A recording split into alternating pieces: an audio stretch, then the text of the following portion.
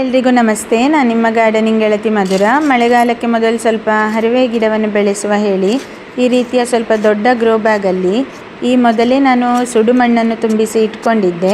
ಸುಡುಮಣ್ಣು ಮೊದಲ ಬಾರಿಗೆ ಇದನ್ನು ಬಳಸ್ತಾ ಇರೋದು. ಯಾಕೆ ಹೇಳಿದರೆ ಸುಡುಮಣ್ಣು ಹಾಕಿ ಸ್ವಲ್ಪ ಹಳೆಯದಾಗಬೇಕು ಹೇಳಿ ಹಾಗೆ ಬಿಟ್ಟದ್ದು. ಅದರಲ್ಲೇ ಮೊದಲ ಬಾರಿಗೆ ಬೀಜ ಹಾಕುವ ಕಾರಣ ಏನೂ ಗೊಬ್ಬರ ಹಾಕ್ಕೊಳ್ಳೋದಿಲ್ಲ. ಹರಿವೆ ಬೀಜ ಇದು, ಊರಿನ ಹರಿವೆ ಅಂತ ನಾವು ಹೇಳ್ತೇವೆ. ದಕ್ಷಿಣ ಕನ್ನಡದಲ್ಲೆಲ್ಲ ಹೆಚ್ಚಾಗಿ ಬೆಳೆಸ್ತೇವೆ.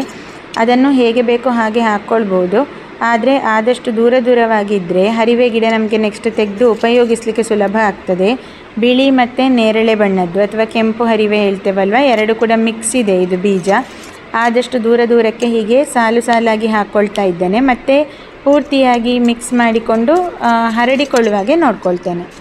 ಹರಿವೆ ಬೀಜಗಳು ಹುಟ್ಟಿಕೊಳ್ಳಲಿಕ್ಕೆ ಫ್ರೆಶ್ ಆಗಿರುವಂತಹ ಸಗಣಿಯ ನೀರು ಹಾಕಿಕೊಳ್ಳೋದು ನನಗೆ ತುಂಬ ಸಲ ಉಪಯೋಗ ಅಂತ ಕಂಡಿದೆ.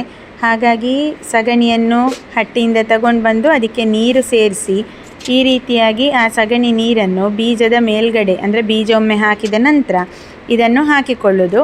ಎಷ್ಟು ತೆಳುವಾಗಿ ಆಗ್ತದೆ ಅಷ್ಟು ತೆಳುವಾಗಿ ಮಾಡ್ಕೊಳ್ಬೋದು. ಇಷ್ಟು ಸಗಣಿ ನೀರನ್ನು ಹಾಕಿದರೆ ಇನ್ಯಾವುದೇ ಗೊಬ್ಬರ ನಾನು ಬಳಸೋದಿಲ್ಲ, ರಾಸಾಯನಿಕ ಗೊಬ್ಬರ ಕೂಡ ಹಾಕೋದಿಲ್ಲ. ತುಂಬ ಚೆನ್ನಾಗಿ ಸಣ್ಣ ಗಿಡಗಳು ನಮಗೆ ಸೊಪ್ಪಿಗೆ ಉಪಯೋಗಿಸ್ಬೋದು.